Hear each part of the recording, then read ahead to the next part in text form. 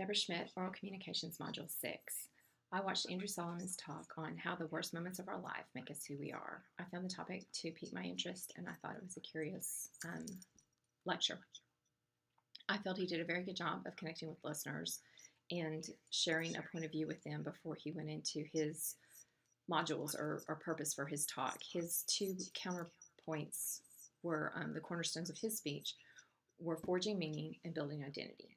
And he repeated those several times throughout. He used them as a little mantra that made it very clear what he was speaking about. His discussions started with some personal stories of being bullied as a child, and then he used that to segue into other applications for his theory.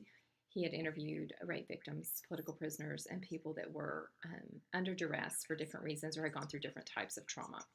And the purpose to this was to bring you to the next part of the Cornerstone pyramid, which was to give you a general action step.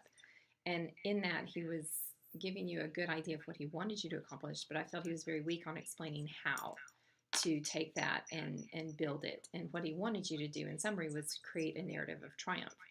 And that was what he kept repeating when he was trying to explain how to choose a meaning and how to change your interpretation and incorporate something that was probably a negative experience into your new identity. And so to forge meaning and then build an identity were his two purposes in his talk. However, it was not very clear to me how to bridge that gap. I understood what he was trying to say, which was if you can achieve a positive narrative, if you can take something that was a very negative experience and find value or find ulterior motives or benefits to your life, then it will give you a positive narrative. It will give you the triumph over that event. However, he didn't really go very far beyond that into building identity. He explained what his identity was now, which is he's a family man. He has a happy marriage and children that love him, and he's very grateful for that.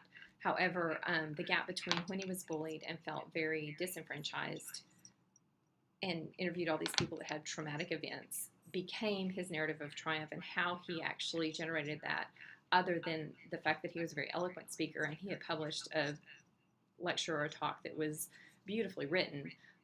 I don't understand exactly where his bridge was, where the actual general action steps were. And so he wasn't very specific in how to change your narrative, how to restructure what has happened to you into what he called a narrative of triumph. I believe that his purpose was good. I believe that his intent was genuine and that he did make a genuine connection with the audience, but his lecture was very scripted. It was heavily steeped in rhetoric. He had to read from a transcript, and so I felt that made it a little bit awkward, and it would have been more genuine to have perhaps been more conversational.